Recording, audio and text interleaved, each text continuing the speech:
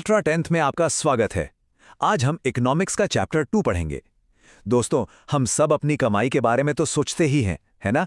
लेकिन क्या आपने कभी ये सोचा है कि पूरे के पूरे देश की कमाई कितनी होती होगी और उसे नापते कैसे हैं?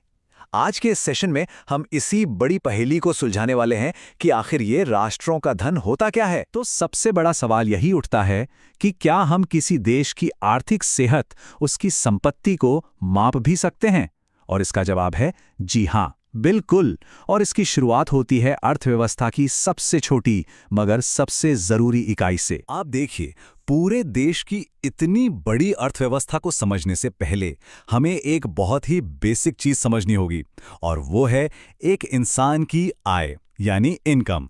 क्योंकि यही वो बुनियाद है जिस पर पूरी आर्थिक इमारत टिकी होती है। बहुत सिंपल है, जब कोई भी इंसान कोई काम करता है, मेहनत करता है, चाहे वो दिमागी मेहनत हो या शारीरिक, तो उसके बदले में उसे जो पैसा मिलता है वही उसकी आय या इनकम कहलाती है। और यही इनकम तय करती है कि कोई कितना अमीर है, और इसी के आधार पर हम देश के आर्थिक विकास को भी नापते हैं। ठीक है, तो एक व्यक्ति की आय क्या होती है ये तो हमें समझ आ गया। अब जरा सोचिए, अगर इसी कॉन्सेप्ट को हम पूरे देश के करोड़ों लोगों पर लागू कर दें तो जब हम पूरे राष्ट्र की आय को एक साथ देखते हैं तो हम असल में उसकी आर्थिक तरक्की का सबसे बड़ा पैमाना देख रहे होते हैं। तो राष्ट्रीय आय क्या है? एकदम आसान भाषा में कहें तो एक साल के अंदर किसी देश के सभी नागरिक मिलकर कुल जितनी भी कमाई करते हैं उसी के टोटल को हम उस देश की राष्ट्रीय आय यानी नेशनल इनकम कहते हैं। ये एक अकेला ऐसा नंबर है जो देश की आर्थिक ग्रोथ को समझने के लिए बहुत ही जरूरी है। अब आते हैं एक ऐसे शब्द पर जो हम सब ने कहीं ना कहीं जरूर सुना होगा, जीडीपी यानी ग्रॉस डोमेस्टिक प्रोडक्ट। इसका मतलब क्या है? इसका सीधा सा मतलब है एक साल में देश की सीमाओं के अंदर जितनी भी चीजें और सेवाएं बनी हैं उन सब की टोटल मॉनेटरी वैल्यू। और यहां इस बात से कोई फर्क नहीं पड़ता कि उसे किसी भारतीय ने बनाया है या किसी विदेशी ने। अगर वो देश के अंदर बना है तो वो जीडीपी में गिना जाएगा। ये देश की प्रोडक्शन पावर को दिखाता है। जीडीपी के बाद आता है जीएनपी यानी ग्रॉस नेशनल प्रोडक्ट। अब ये चीज को थोड़ा सा बदल देता है। ये क्या करता है? ये जीडीपी में हमारे उन देशवासियों की कमाई को जोड़ता है जो विदेश में काम कर रहे हैं, और हमारे देश में काम कर रहे विदेशियों की कमाई को घटा देता है। तो आप समझें, जीएनपी का फोकस देश की बाउंड्री पर नहीं बल्कि देश के नागरिकों पर होता है, चाहे वो दुनिया में कहीं भी रह के कमा रहे हों। अब तस्वीर को और भी साफ करने के लिए आता है एनएनपी यानी नेट नेशनल प्रोडक्ट। जरा सोचिए, कोई भी फैक्ट्री चलती है तो उसकी मशीनें घिसती हैं, पुरानी होती हैं, उनकी वैल्यू कम होती है ना? इसी घिसावट को इकोनॉमिक्स में डेप्रिसिएशन या मूल्यह्रास कहते हैं। तो जब हम जीएनपी में से इस घिसावट के खर्च को घटा देते हैं तो हमें जो मिलता है वो है प्रोडक्शन की नेट वैल्यू, और यही वो आंकड़ा है जो असल में नेशनल इनकम के सबसे करीब होता है। और देखिए, ये कोई नई बात नहीं है। महान अर्थशास्त्री प्रोफेसर एल्फ्रेड मार्शल ने इसे बहुत पहले ही कितने खूबसूरत तरीके से समझाया था।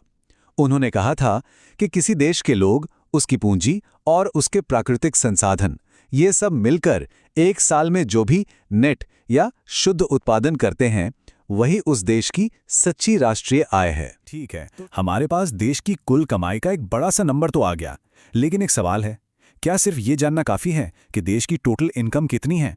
सोचिए, अगर वो सारी इनकम सिर्फ कुछ चंद लोगों की जेब में जा रही हो तो?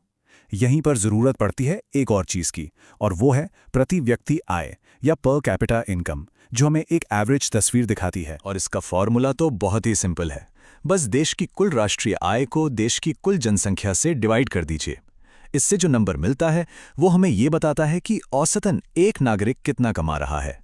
ये किसी भी देश के लोगों के रहन सहन के स्तर को समझने का एक बहुत बेहतर तरीका है। दोस्तों, ये जो GDP, NNP, per capita income की हम बात कर रहे हैं, ये सिर्फ किताबी आंकड़े नहीं हैं। इनका सीधा और गहरा असर लोगों की जिंदगियों पर पड़ता है। और जब किसी देश में आय बहुत कम हो जाती है तो वो एक ऐसे दुष्चक्र, एक ऐसे जाल में फंस जाता है जिससे बाहर निकलना प्रायः नामुमकिन सा हो जाता है। इस बारे में अर्थशास्त्री रैग्नर नर्क्सी ने एक बहुत गहरी बात कही थी। उन्होंने कहा, एक देश गरीब है क्योंकि वो गरीब है। सुनने में अजीब लगता है ना, पर इसका मतलब ये है कि जब लोगों की इनकम कम होती है तो वो बचत नहीं कर पाते। जब बचत नहीं होती तो देश में निवेश नहीं होता, और जब निवेश नहीं होता तो नई नौकरियों और तरक्की कहां से आएगी? ये गरीबी का एक ऐसा जाल है जिसमें बिहार जैसे राज्य काफी लंबे समय तक फंसे रहे। इसे हम दो तरह के साइकिल से समझ सकते हैं। एक तरफ है अमीरी का साइकिल, जहां लोगों की इनकम ज्यादा होती है, वो ज्यादा बचत करते हैं, उस बचत से देश में ज्यादा निवेश होता है और विकास की गाड़ी तेजी से दौड़ती है। वहीं दूसरी तरफ है गरीबी का वो दुष्चक्र, जहां कम इनकम की वजह से कम बचत और कम निवेश होता है और देश वहीं का वहीं फंसा रह जाता है। और ये सिर्फ थियरी नहीं है, ये हकीकत है। जरा इन आंकड़ों पर नजर डालिए। साल 2005-6 की बात करें तो जहां गोवा में एक व्यक्ति की औसत सालाना आय लगभग 55,000 रुपए थी, वहीं बिहार में ये आंकड़ा सिर्फ 6,600 रुपए था। मतलब 8 गुने से भी ज्यादा का फर्क। ये हमारे ही देश के अंदर की आर्थिक असमानता की एक चौंकाने वाली तस्वीर है। चलिए, तो अब तक हमने ये तो समझ लिया कि नेशनल इनकम क्या है और ये जरूरी क्यों है, पर अब असली सवाल आता है, आखिर सरकारें इतने बड़े और कॉम्प्लेक्स नंबर को कैलकुलेट कैसे करती हैं? क्या तरीका है इसका? इसका जवाब छिपा है इकोनॉमी के सर्कुलर फ्लो में। देखिए, अर्थव्यवस्था में पैसा कभी एक जगह रुकता नहीं है, वो लगातार घूमता रहता है। कैसे? कंपनियां प्रोडक्शन करती हैं, उस प्रोडक्शन से लोगों को इनकम होती है, लोग उस इनकम को बाजार में खर्च करते हैं और वो खर्च वापस घूमकर कंपनियों के पास पहुंच जाता है, जिससे और प्रोडक्शन होता है। ये एक साइकिल है जो चलता रहता है। और इसी कमाल के साइकिल की वजह से नेशनल इनकम को हम 3 अलग-अलग तरीकों से गिन सकते हैं। पहला, हम देश में हुए कुल प्रोडक्शन की वैल्यू को जोड़ लें। दूसरा, हम देश के सभी लोगों की कुल इनकम को जोड़ लें। या तीसरा, हम सब लोगों के कुल खर्च को जोड़ लें। और मजे की बात यह है कि थियरी के हिसाब से तीनों ही तरीकों से जवाब बिल्कुल एक जैसा आना चाहिए। हालांकि सुनने में जितना आसान लगता है, करने में उतना ही मुश्किल है। असल में ये गिनती बहुत ही चैलेंजिंग होती है। सोचिए, देश की हर एक चीज का सही डेटा इकट्ठा करना कितना मुश्किल होगा। फिर एक ही चीज को 2 बार गिनने का खतरा भी होता है। जैसे आपने कपास की कीमत भी जोड़ ली और फिर उससे बने कपड़े की भी, तो ये डबल काउंटिंग हो गई। ऐसी कई प्रैक्टिकल दिक्कतें आती हैं। तो इन सारी परिभाषाओं, फॉर्मूलों और मुश्किलों के बाद हम वापस उसी सबसे बड़े सवाल पर आते हैं। आखिर ये सब इतना जरूरी क्यों है? क्यों हम इतनी मेहनत करके ये सब गिनते हैं? ये आंकड़े इसलिए मायने रखते हैं क्योंकि यही देश के आर्थिक विकास का इंजन है। जब देश की नेशनल इनकम और पर कैपिटा इनकम बढ़ती है, तभी तो लोगों की जिंदगी बेहतर होती है, उन्हें अच्छी शिक्षा और स्वास्थ्य सेवाएं मिलती हैं।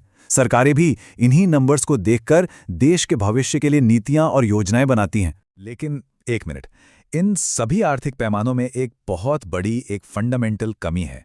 ये सिर्फ उन्हीं चीजों और सेवाओं को गिनते हैं जिनका बाजार में कोई दाम होता है, जो खरीदी या बेची जाती हैं। बहुत सी ऐसी कीमती चीजें हैं जो इस गिनती में कभी आती ही नहीं। जरा इस उदाहरण पर गौर कीजिए। जब एक नर्स अस्पताल में काम करती है तो उसकी सैलरी को देश की जीडीपी में जोड़ा जाता है। लेकिन जब वही नर्स घर आकर अपने बच्चे की देखभाल करती है, जो शायद दुनिया के सबसे जरूरी कामों में से एक है, तो इकोनॉमी के हिसाब से उस काम की वैल्यू 0 है, 0। ये एक ऐसा सवाल है जो हमें ये सोचने पर मजबूर करता है कि हम जिसे वैल्यू या मूल्य कहते हैं, उसे असल में मापते कैसे हैं। दोस्तों, नेशनल इनकम देश की तरक्की नापने का एक बहुत पावरफुल टूल है, लेकिन ये हमें पूरी कहानी नहीं बताता। अगली बार जब भी आप इकोनॉमी के इन बड़े बड़े आंकड़ों के बारे में सुने, तो एक पल के लिए जरूर सोचिएगा कि इन नंबर्स में क्या गिना जा रहा है और कौन सी अनमोल चीजें हैं जो गिनती से बाहर छूट रही हैं। आज के लिए इतना ही। अगर आपको ये एक्सप्लेनेशन पसंद आया तो वीडियो को लाइक करें और चैनल को सब्सक्राइब करना ना भूलें। धन्यवाद।